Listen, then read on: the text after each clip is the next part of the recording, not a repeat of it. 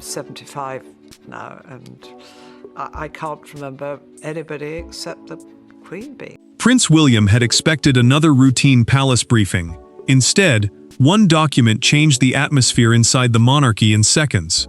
Buried among private correspondence was evidence of a promise Camilla had made directly to Meghan, a commitment involving future royal access that William believed should never have been offered without consultation. He read the crucial passage twice, then he stopped speaking. Within hours, senior members of the family were ordered into an emergency palace meeting. Before we go deeper into what this really means for the royal family, make sure to subscribe so you don't miss a single update. William kept his eyes on the restricted packet in front of him. A restricted packet meant a bundle of sensitive correspondence, circulated only to people cleared to review it, and this one contained material he had never seen before. Most pages were routine, one was not. It recorded a private exchange in which Camilla had promised Meghan that she would support restoring a limited channel of direct royal access for her and Harry, including private family occasions, if relations with the palace improved. No collective approval had been given. No formal family decision had been recorded. The prince reached the crucial paragraph and stopped turning pages. He placed the document flat on the table, looked at the aide beside him, and asked only, "Who else knew?" The question landed hard. William was not simply reacting to Meghan. He was thinking about authority and the monarchy he would inherit. If private assurances could be made now, he feared they could become expectations he would later be forced to honor. Camilla understood the danger the moment word reached her. She knew exactly which promise had surfaced, and silence would now look like concealment. The Queen Consort had continued a private line of reassurance after relations with Harry and Meghan deteriorated, a period when public contact appeared minimal. To her, the message had been an attempt to keep one family door from closing forever. To William, it looked like a decision made around him. Charles received the news before father and son could speak. The king did not dismiss the discovery, and that alone changed the temperature inside the palace. He ordered an emergency family meeting at Buckingham Palace, the sovereign's main London residence, so the promise could be examined and its authority tested. Then another detail emerged. Camilla's reassurance had not begun with Meghan at all. It traced back to a private understanding involving Charles himself, and as the palace doors closed behind them, William was no longer asking what Camilla had promised. He wanted to know why she believed she had the power to promise it. The crisis was not really about one message. It was about four people carrying four very different versions of the monarchy into the same room. William saw a boundary crossed. Camilla saw a commitment she believed might prevent permanent family division. Charles saw another conflict threatening to consume his household. And Meghan, hundreds of miles away, possessed something none of them could erase: the knowledge that a royal promise had been made to her. William felt the weight of that promise before the others entered. The prince was no longer thinking only as a brother. He was thinking as the man expected one day to inherit responsibility for the crown, meaning the institution and duties carried by the sovereign. Any informal assurance could become tomorrow's obligation. That was what frightened him.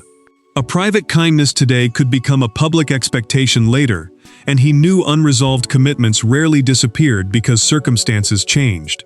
Camilla sat alone and reread the message telling her William had the correspondence. She removed her glasses, folded them slowly, and did not move. The Queen Consort had believed keeping communication alive with Harry and Meghan might stop bitterness becoming permanent. She had not seen herself as negotiating power. She had seen herself preserving a route back into private family life before that route vanished completely. Charles entered and immediately noticed her stillness. The king asked whether there was anything else he needed to know, and the question carried more fear than accusation. Defending his wife too strongly could convince William that he was ignoring a serious breach. Turning against her could damage his marriage when the household needed unity. He was caught between loyalty and authority, and both demanded something different. Meghan, meanwhile, had not asked for an instant public restoration. Her concern had been personal: whether she, Harry, and their children would be permanently shut out of private family occasions. Camilla had answered with more than sympathy. She had indicated that, when possible, she would argue for that access. That distinction mattered because reassurance could be forgotten, but a promise of advocacy could be remembered, repeated, and eventually invoked for the future. William's frustration deepened when aides reconstructed the timeline. The message had not been sent during a calm period. It followed a private encounter that had already left the family tense, divided, and unsure who could still trust whom. Suddenly, the correspondence was no longer just evidence of poor judgment. It was evidence of a decision made at the most dangerous possible moment. Because the promise was not born in isolation, it traced back to one private royal gathering, where a seemingly small exchange became the point of no return. Months before William found the correspondence, the royal family had experienced a moment that seemed insignificant to everyone outside the room. There had been no public argument, no statement, no dramatic departure, yet one private conversation after a family gathering changed the direction of everything that followed. Meghan had raised a fear about permanent exclusion. Camilla listened. Charles hesitated. And before the evening ended, a decision was made quietly enough to remain hidden, but powerful enough to trigger the crisis now consuming the palace. Meghan had entered that private post-memorial family reception, already carrying months of strain. A post-memorial reception was simply a smaller family gathering, held after a formal remembrance event, away from the public ceremony itself. Relations with Harry and the wider family had become so fragile that even a short conversation could be read as surrender by one side, or rejection by the other. That tension made every word dangerous. Silence protected nobody, but speaking could create expectations that were even harder to control. Camilla noticed the hesitation before Meghan finally approached her away from the main group. The Duchess did not ask for a public role, a balcony appearance, or any return to official duties. She asked something more personal. Would she and Harry be permanently shut out of private family occasions? Then Meghan pushed further, asking whether her children might one day believe the royal side of their family had deliberately closed the door on them. The question changed Camilla's expression. She told her quietly that she did not believe that should happen. Charles heard about the exchange later that same evening. The king listened as his wife explained what had been said, but his response was cautious. He warned her not to make promises because William's trust was already under pressure, and another private arrangement could make that damage worse. Yet he also admitted that total silence was dangerous. Keeping a discreet channel open, he said, might stop the family divide from becoming permanent. Camilla took that permission further than he intended. To her, Charles had accepted the principle of continued contact. Days later, she sent Meghan a private assurance. If relations improved and confidentiality was respected, she would personally support renewed access to selected family gatherings. The message was not a formal royal decision, but it carried the emotional weight of one because it came from someone standing beside the king. William knew nothing about it. Months passed. The family moved forward without realizing that one quiet promise had been preserved in correspondence, waiting for the moment when routine palace review would place it directly in his hands. What Camilla remembered as reassurance, William would interpret as an agreement made behind his back. And when they finally faced one another, neither was prepared to retreat. There were no cameras, no public statements, and no advisors sitting between them when William finally addressed Camilla directly. The prince did not begin by mentioning Meghan. He began with authority. Who had permitted the promise? Who had decided that private royal access could be negotiated without him knowing? Camilla refused to accept his premise. She had not negotiated, she insisted.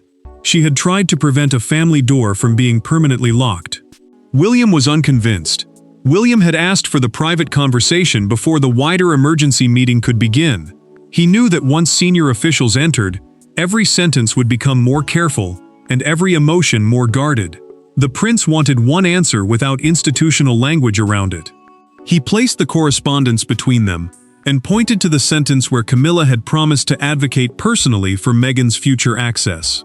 Royal access meant permission to take part in selected private family occasions, not a return to official duties, but even that distinction did little to calm him. Camilla held her ground. She told him that compassion was not weakness, and that permanent punishment was not a strategy for keeping a family together. The queen consort argued that if every possible route back was closed, distance would eventually become inheritance, passed from one generation to the next. William pushed back immediately. His concern, he said, was not kindness toward Meghan, it was expectation. Once a promise existed, someone would eventually believe it had to be honored. The prince stepped away before the argument could break open. He steadied himself, then returned instead of walking out. That restraint carried more weight than shouting. William felt excluded from decisions that could one day land on his shoulders, and that wound ran deeper than anger. He asked Camilla whether Charles had known she was maintaining contact. She answered yes, but added that the exact wording of the promise had been hers alone. William then asked the question that changed everything. Had Meghan replied? Camilla hesitated, but not for long. She confirmed that the Duchess had responded in writing and had kept the message, thanking her for giving the family something concrete to hold on to. Suddenly, this was no longer only a private reassurance. It was a preserved expectation, one that could carry emotional force long after the original conversation had ended. The closed door no longer protected anyone. William understood that the wider meeting now had to decide whether Camilla's words created a moral obligation for the crown itself. And when Charles finally entered the emergency meeting, the question waiting for him was devastatingly simple. Had his silence allowed Camilla to speak with the authority of the king? For Charles, the emergency meeting became the kind of royal crisis no constitutional handbook could solve. His wife had acted out of a desire to preserve a relationship. His son believed she had interfered with decisions belonging to the future crown. Meghan now possessed a promise made from inside the sovereign's household. Every option carried a cost. Defend Camilla, and William might see weakness. Overrule her completely, and the king would publicly reduce his own wife's influence inside the family. Charles sat through the opening discussion without interruption. William remained tense across from him, while Camilla held herself carefully, knowing every word now carried consequences beyond the original message. A private family invitation held no constitutional power, meaning it could not by itself create an official royal right. But senior advisors warned that promises from senior royals could still create expectations, because people might reasonably believe those words reflected palace intention. That distinction was exactly why the situation had become so dangerous. The king removed his reading glasses and placed them beside the correspondence. Then he asked everyone else to stop speaking. Charles wanted to address his son directly. He admitted that he had allowed Camilla to keep a discreet line of communication open, because he feared the family split becoming permanent. But he insisted he had never authorized a guaranteed restoration of access, and he had never intended reassurance to become a binding commitment. William did not soften. The prince told his father that ambiguity was the problem. If one person could interpret encouragement as permission, another could interpret a promise as policy. He warned that the monarchy could not be governed through private assurances that future generations might later be expected to honor. Camilla listened as the argument shifted away from her actions and towards something more uncomfortable. Charles had left the boundary undefined. Charles accepted that responsibility. The admission stopped the room cold because it meant Camilla could no longer carry the entire blame. The king had tolerated the arrangement without setting clear limits, and William now had to confront his father's role in creating the confusion. Still, Charles refused to erase the promise, as though it had meant nothing. He ruled that it could not automatically restore any access, but its intention would be acknowledged. The decision came with one final instruction. A direct clarification would be sent to Harry and Meghan, explaining exactly what had and had not been promised. Then William added another demand. The message should come from Charles alone, with Camilla's name removed entirely. The emergency meeting had produced a policy, but its first consequence was painfully personal. Camilla was about to lose control of the very reconciliation she had tried to create. The most painful moment came after the argument stopped. No one raised their voice, no accusation was needed. Camilla simply watched as the responsibility for communicating with Meghan was transferred away from her.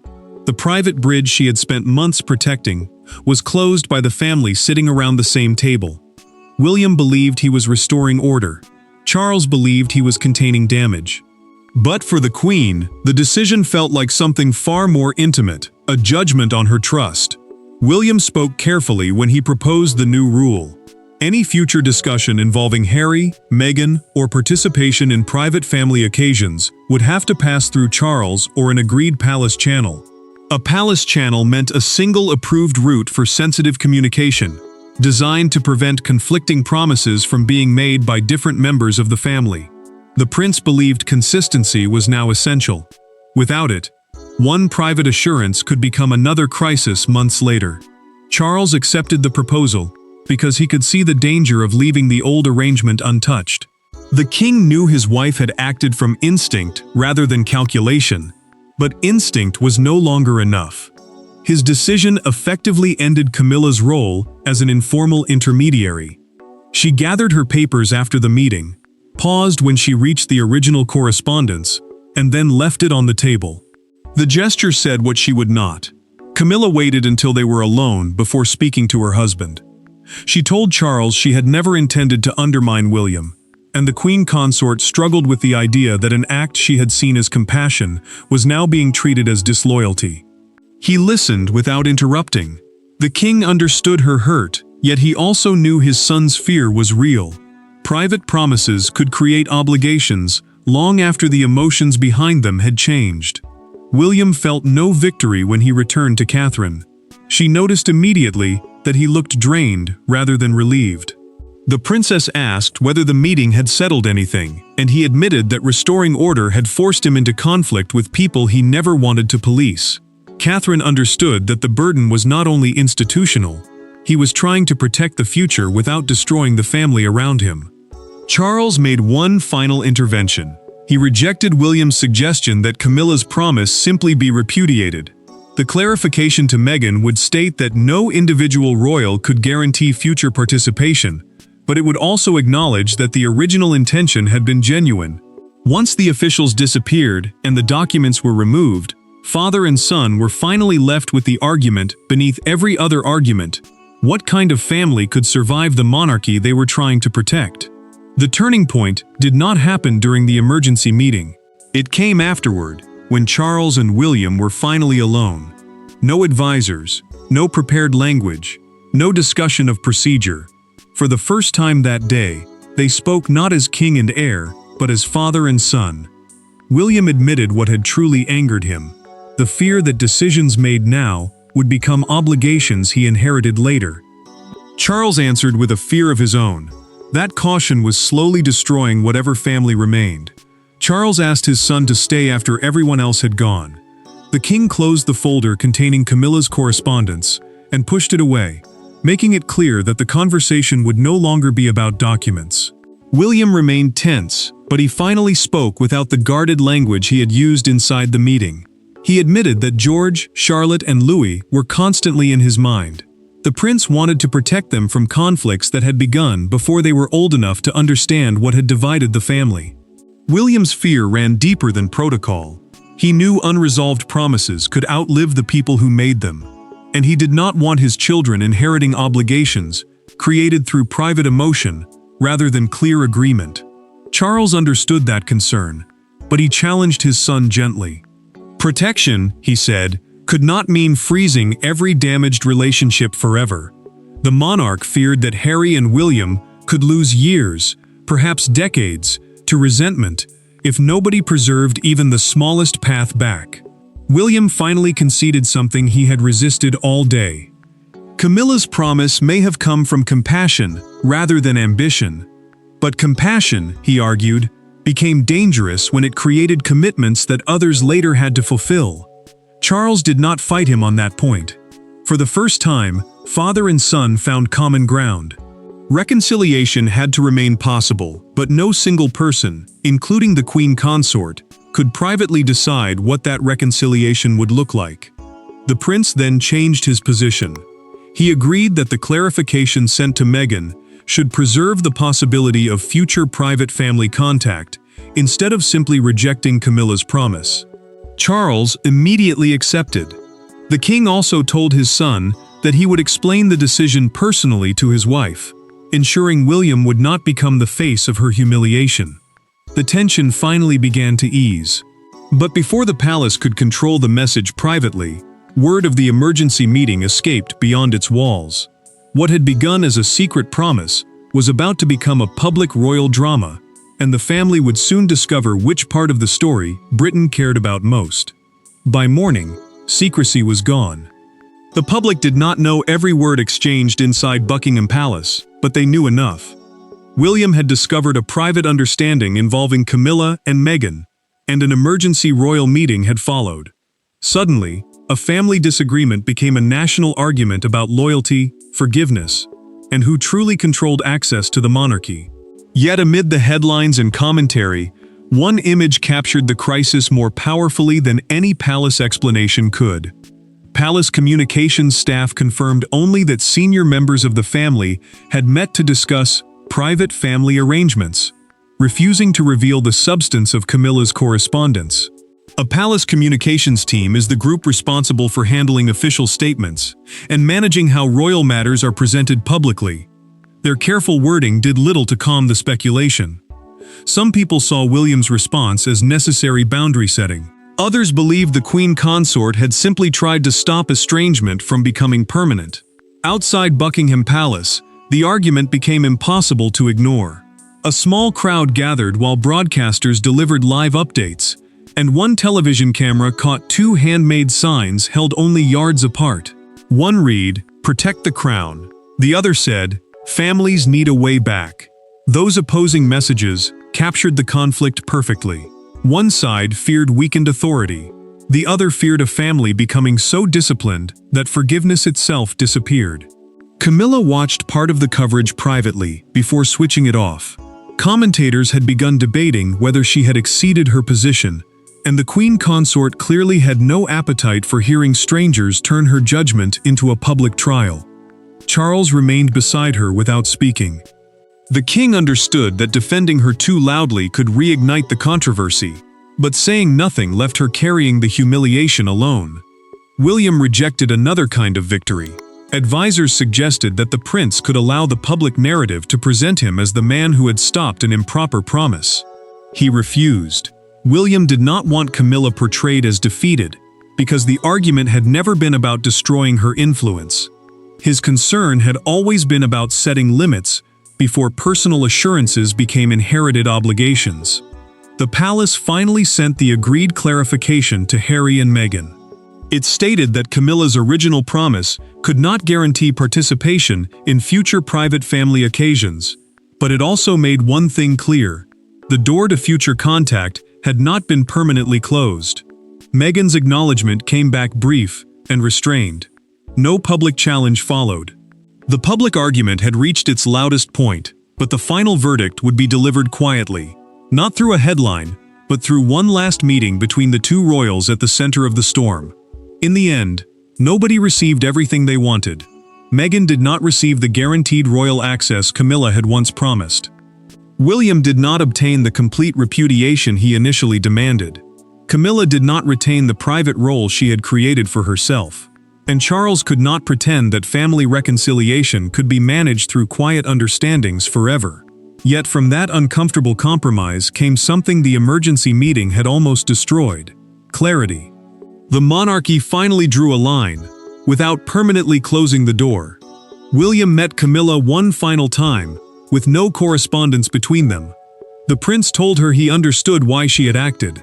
She had feared that silence would harden into permanent estrangement, and he understood the compassion behind it. But private sympathy, he said, could not create obligations for the next generation. Camilla listened without defending every choice.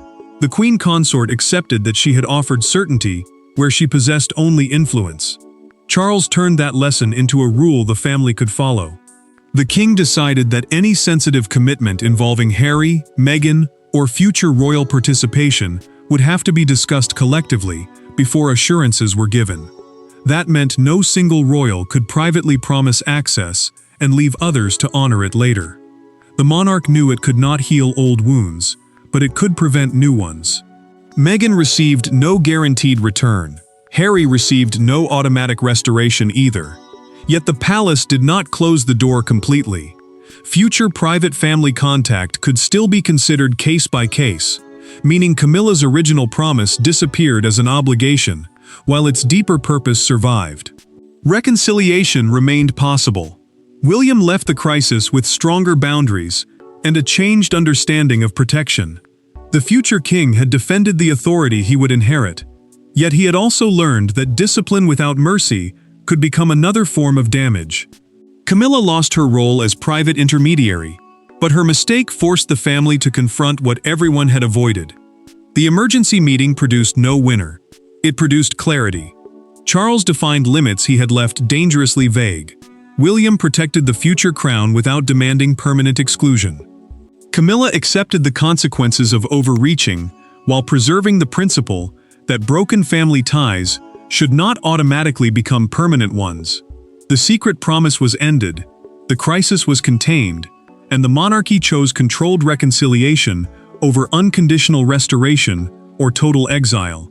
There would be no secret promises after that meeting, only clear boundaries, difficult choices, and one carefully preserved possibility that family, however fractured, did not have to mean forever lost.